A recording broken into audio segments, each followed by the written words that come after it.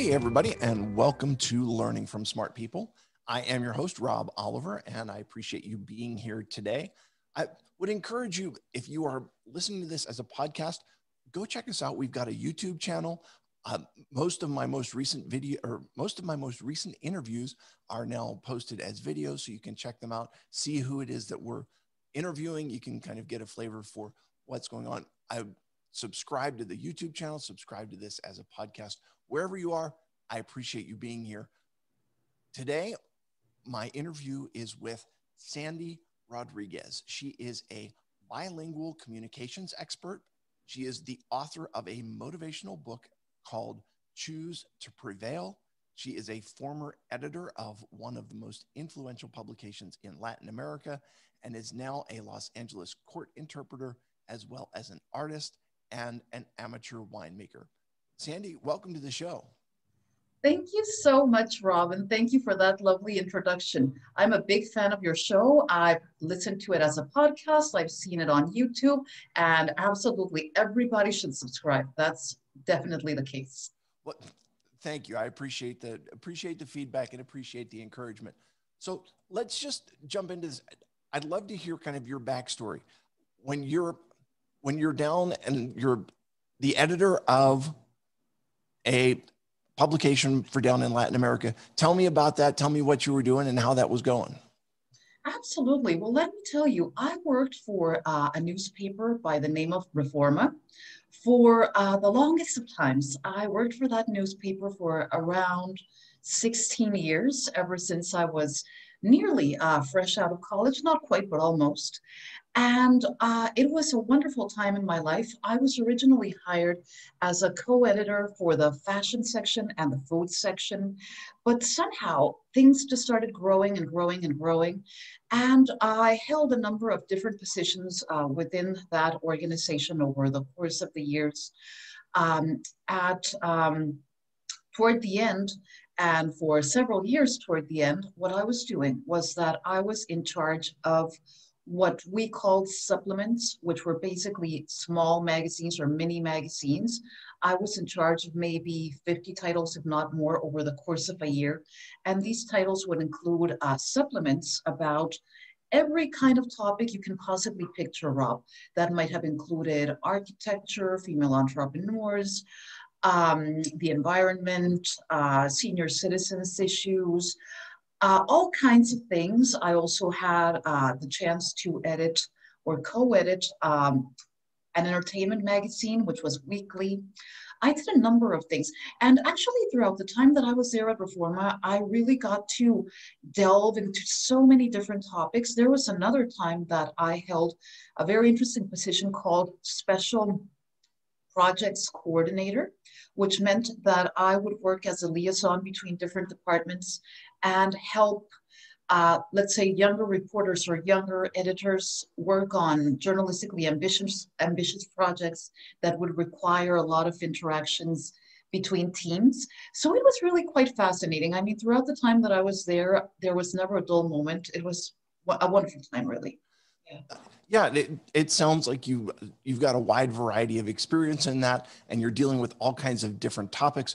What made you then decide to make the switch from being in the editor and kind of being in the receiving role for writing to actually becoming a writer and to become expressive in that way? Well, let me tell you, I can't say that my experience was similar to other people's that are looking to make career switches. I see that a lot of people say, I feel, stuck in a rut in my job. I'm not happy. I need to make a shift in some way. In my case, Rob, it was quite the opposite. I was extremely happy.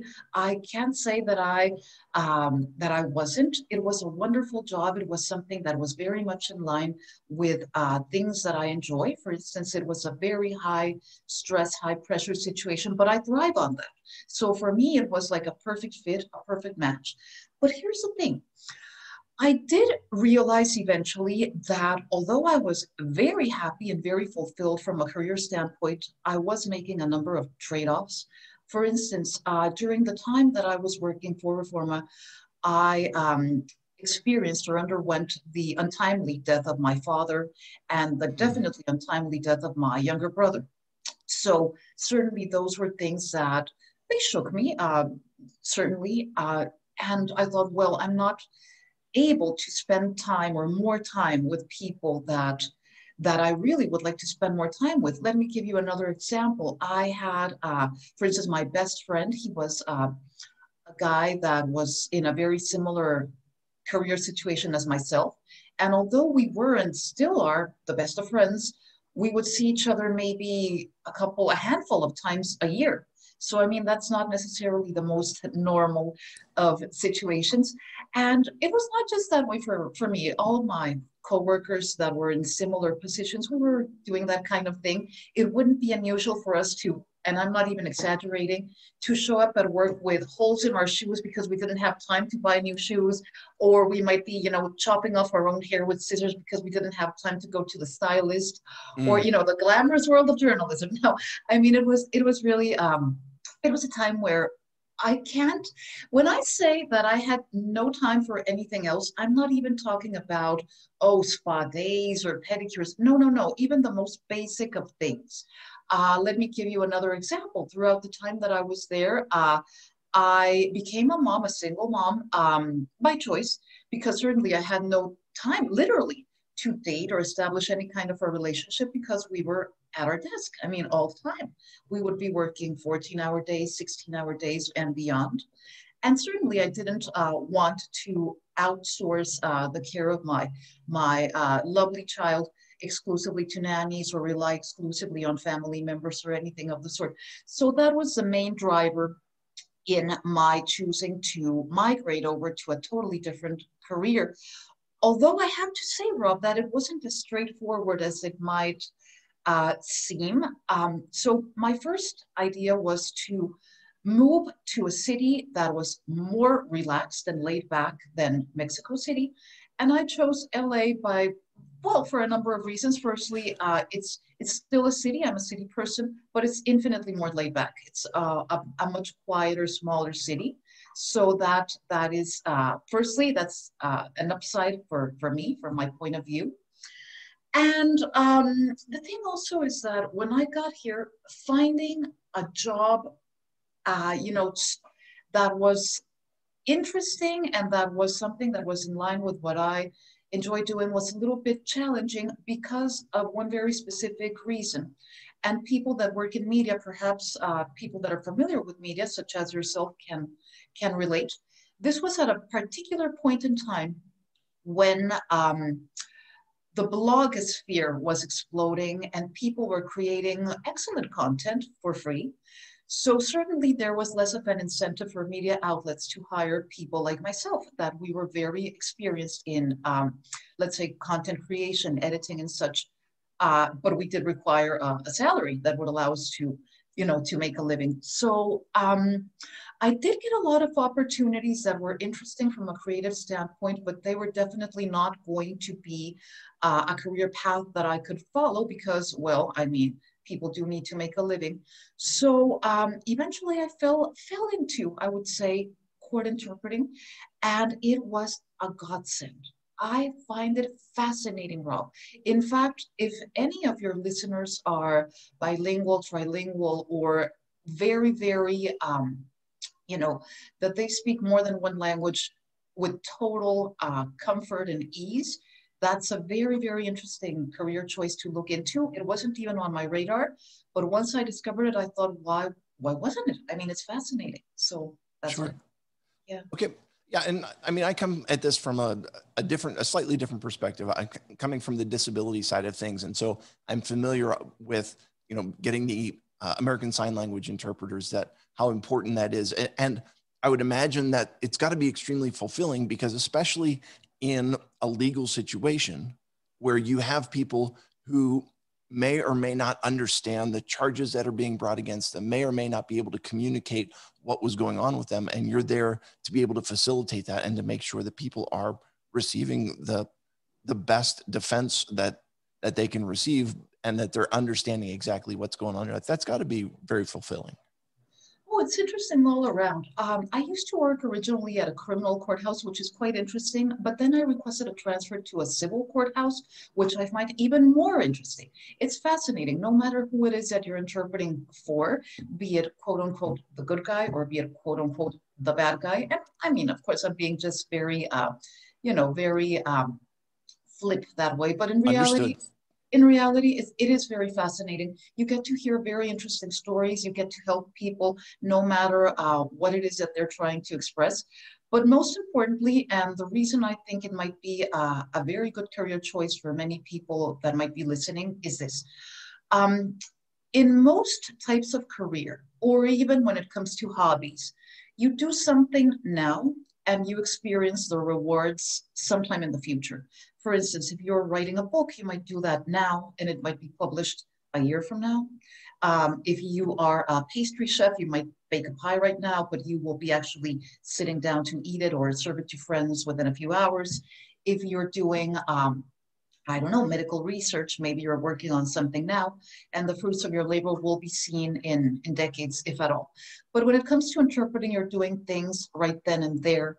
It's very much in the now, to put it in very succinct terms. Sure. And it's fascinating. I have never come across any other type of activity.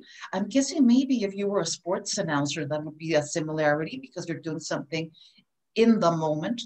But in all honesty, Rob, I think it's just very fascinating to be able to do something and be fulfilled as you're doing it. And the moment you're done, you're done. It's over. There's nothing to take home. There's nothing to overthink. It's done. So it's interesting. Yeah. So there's a couple of things I want to kind of talk about that you mentioned through this. And that is, first of all, to mention that, that LA is just a smaller city and it's a little bit more laid back. Of course, everything in the Northern Hemisphere is smaller than Mexico City because it's just Yes. the biggest city around. And for most of us, I'm in Pittsburgh, and, I think Pittsburgh and the surrounding area may have like 1 million people. And, Yes. And Los Angeles to us to me, it's a huge city. And you're like, yeah, it's a little bit smaller, which makes it nicer. That's very interesting. But you're also talking about making a transition in your career. And it's not only moving out, it's moving to a new city, and it's moving to a new area of work. You're going from the editing business going into court reporting. When people are talking about doing something new, making a career shift, does it have to, what happens if they're looking for a smaller shift? Do you have some suggestions for them? A smaller shift than the one that I actually carried out, I think that would be most likely the norm because I think I did everything at the same time. I moved to a new city, a new country, new job, new situation. It really was very much in a sense, even though I had lived in the US as a child, it was a very different experience. And to a certain degree, it was also a fish out of water story because living in a place as a child and living in a place as an adult are two entirely different things. And even, smaller details that I might encounter throughout the course of a day might trip me up. For example, even minor things like pumping gas. In Mexico City, you do not pump your own gas. So again, here it was like, okay, everybody knows how to do this thing, but I don't. So it was just a number of little things. But I think that anybody that wants to create any kind of a shift in their careers can do it in a very seamless manner, or at least in a more seamless manner than other people might, simply by planning it out. It doesn't seem reasonable to me to just step into your office today and say, okay, I'm giving you my 2 weeks notice, I'm leaving. Unless there were some very, very pressing reason, maybe health concerns or something that would require you to do that. But if that's not the case, I think that planning things out in a more strategic fashion would make things so much more seamless. For instance, let's say that you plan to leave your job. Firstly, I think you could kind of establish a deadline for doing so in your head. You don't even have to share that with anybody. You might just have it as a personal plan. and use the time between now and then to put all of your affairs in order. Maybe if there are projects that you need to complete at work, we'll certainly do that because of course you don't want to burn any bridges. You want to make everything, also seamless for your employer because again, that's also quite important. You might also start building a small amount of savings. Not to say that you need an extreme amount of savings, and certainly in this day and age, it might not be very doable, but you do need some money in place so that at least initially, while you're searching, if you don't have something already lined up, you don't want to put yourself at risk, and certainly not if you're, for instance, a parent.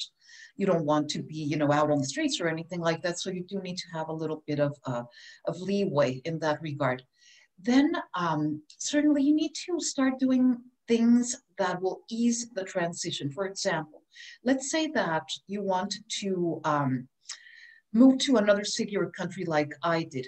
What I did when I was doing this kind of like already in my head and planning it out is that I would travel to LA, say a couple of times a month to start doing things such as opening a bank account or figuring out where I might want to live, or maybe getting a driver's license here in California, that kind of thing, because you don't want to just suddenly step into a new city and have all of this on your plate while also searching for a job.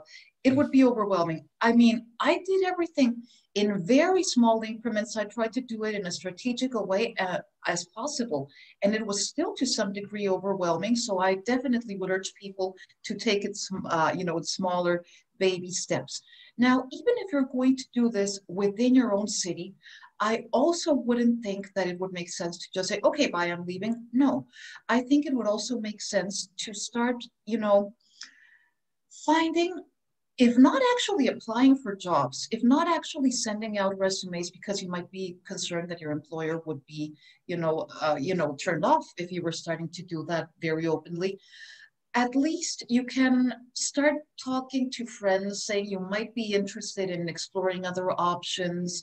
You can start doing things even before you're out the door. And also you need to give your employer, at least in my perspective, not really 2 weeks notice, but you need to be even more flexible. For instance, I remember when I told my employer that I really wanted to leave and that I was planning to do so, they did require me to stay on for, I believe it was 2 or 3 additional months. And I was more than happy to. You do need to be flexible there, especially if you have been more established in your career, if you need to train somebody to do your job, if you need to do something, whatever it is that your employer is requiring, I would definitely urge you to do so unless there's a pressing reason, unless you already have a new job and they're expecting you there. It's best never, ever, ever to burn any bridge because, again, even though you say I'm moving into a different field, you never know. I mean, things have, it's always best. I mean, if there is such a thing as karma, you want the best possible karma. So definitely you need to be very, very careful in doing that and always be grateful for the time that you spent. Sure.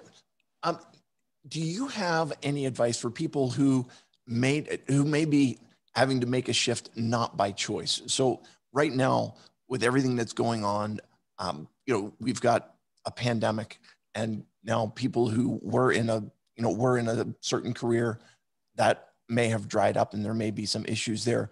You even have, from a government perspective, you have the ban on some of the fracking and different things where now people who were doing these careers are going to have to transition into a different career. Do you have some advice for people who just don't have a choice and are having to pivot based on external circumstances? Absolutely, Rob. Well, firstly, the thing is not to panic. I mean, certainly, I can absolutely relate with that experience, not because I have lost a job through no fault of my own, but because I did walk away from a career and it wasn't like immediate. It wasn't like I went from being gainfully employed in Mexico to finding the court interpreting career. There was certainly a period of unemployment in between, and I can certainly relate with how stressful that can be. So certainly during that time, Of course, you need to not panic. You need to see how you can cut your expenses down to the bare minimum. Maybe look into alternative sources of income, which could be from renting out a room as an Airbnb or something that will give you a little bit more comfort while searching for something else. I can imagine that you might agree to take on, and again, I don't know anybody that has done this, but I'm just thinking that it might be a choice, maybe doing some Uber or some Lyft driving in the meantime. You just don't want to be terrified because there is zero income coming in while you're searching. Now, while you're searching for your next step, and again, I understand that this is a very different situation because it might have come out of left field. It might be something that really was not something you were planning. The thing here is to bear in mind that often things that seem terrible in the moment might eventually lead to a positive outcome. And again, this is not to say that this will always happen and that horrible things always happen for a reason. No, of course not. But it often does happen that something that might be perceived as a challenge can actually lead to something way better. Now, here's the thing. Maybe this is the time to explore a career path that you had always wanted to, but you couldn't really because you had been tied down to your previous career. Or maybe you will discover something that you like better. Or maybe it will turn out that you're better suited for self-employment. Maybe it turns out that you're a fabulous entrepreneur. Maybe you hadn't tapped into a skill that you had, such as public speaking or sales, and maybe it hadn't even crossed your mind. So it can be a time for self-discovery. It can be a time for experimentation. And I know that it sounds like, well, that sounds like a little bit out there. Maybe people are just, terrified and horrified and depressed because this happened, that they just lost their job. Of course, it's horrible. And you cannot be dismissive of their feelings. But still, out of something really bad or bad in the moment, something good can come. There is a mystic from Barbados. This is maybe going a little bit into woo-woo territory, but I do think that there's a little value in this. So this mystic from Barbados is an author by the name of Neville Goddard. He used to live in LA a few decades ago, and he used to address audiences. And he used to have this very specific message, which is that if you can feel the reality of a desired outcome, let's say, for example, that you can feel yourself, almost taste yourself having your dream job, as having your dream job, feeling as if it is a reality right now. And I say job because we're talking about careers right now, but it could be anything. If you can feel the reality of having, I don't know, the marriage of your dreams or the home of your dreams or achieving a specific athletic goal, whatever it is, if you can actually feel that that is the reality, he believed that the world would somehow lead you through what he called a bridge of incidents, leading you to your goal. Now, what he meant by bridge of incidents is that sometimes a chain of events, however unrelated they might seem, might lead you to the desired goal. Like, for instance, let's say that in your mind, you had always dreamed of, I don't know, having a beautiful home, for example, and it just hadn't come to pass. Well, maybe step one is you lose your job. Step two is that for whatever reason, you meet somebody that's in real estate. And then for whatever reason, you start flipping houses. And then eventually it comes to happen that you find the home that you had always dreamed of. Of course, that's being very optimistic perhaps, but I think that I have seen enough examples of this whole bridge of incidents theory in my own life to believe that there is at least some truth to it. And even if we take out the woo factor and focus only on the idea of bridges of incidents or chains of incidents leading us to a better outcome or a better place, I think that's also a real thing. Let me tell you a story that actually happened to me. And maybe your listeners can also think of something that has happened in their lives that is similar. When I was looking for employment here in LA, again, it wasn't immediate that I found court interpreting. There was a lag, definitely. So during that time, there was a point when I was growing a little bit desperate. I was thinking, okay, the money is running out and time is running out and we need to get on this. And around that time, Rob, I was invited to interview for a job that was tremendously tempting. It was a very, very appealing position at one of those streaming platform companies, a big, big name that would be immediately recognizable. And I thought, wow, that would be fantastic. I would really love that job. Now, as I went down the list of requirements, I have to say that I feel that I checked all the boxes except for one. They wanted me to have specific knowledge in a very specific, let's say, tech heavy area. And that was something that I really did not know. So I was very forthcoming. I told the company I would love to interview. It sounds tremendously tempting, but there's one requirement that I honestly do not fill. And they said, oh, we don't mind. That's something you can learn easily over time once you're here. We do want you to interview. So I did, and I went through rounds and rounds of interviews, every time meeting with people higher up on the corporate ladder. At the end, I was informed that it was just down to two people, some other guy and myself.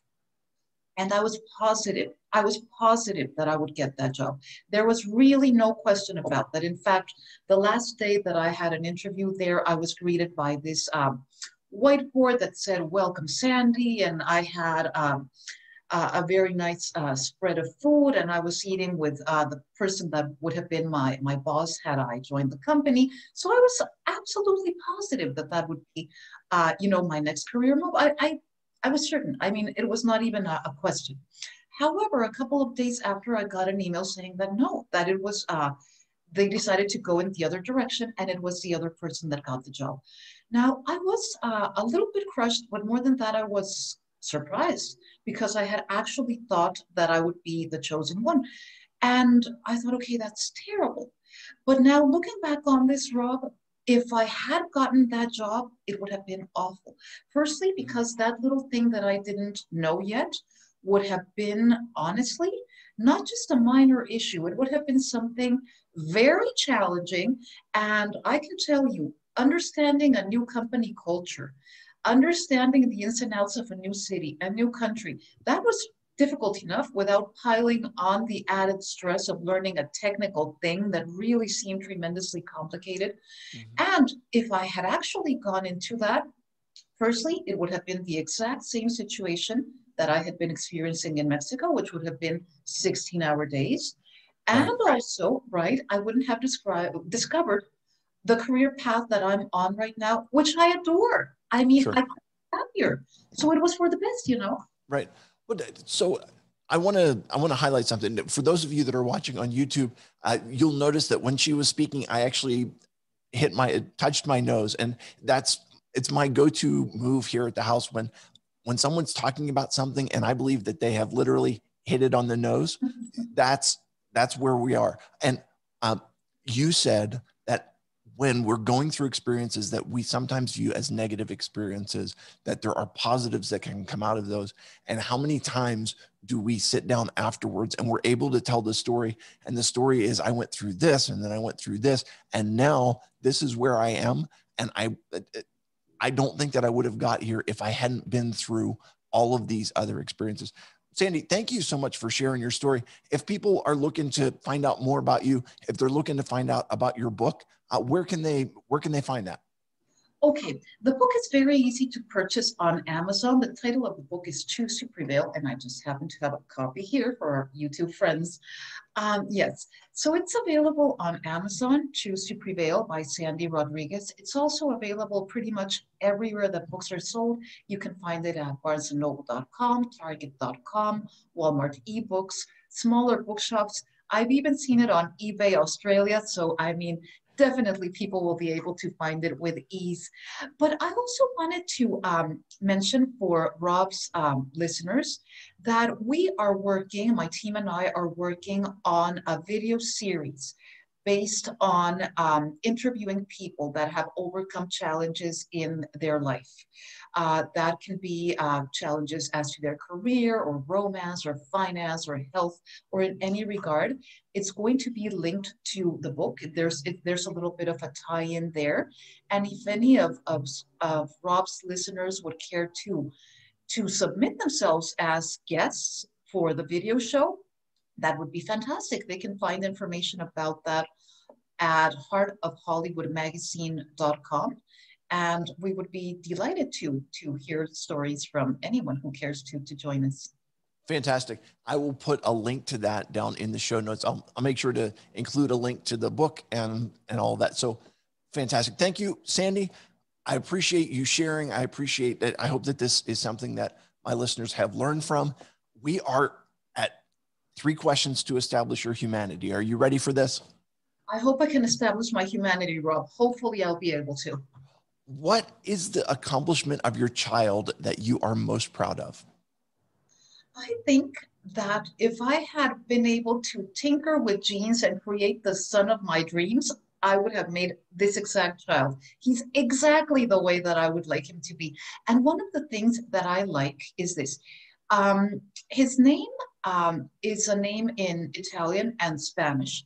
That means, in English, it would mean honest or frank or straightforward.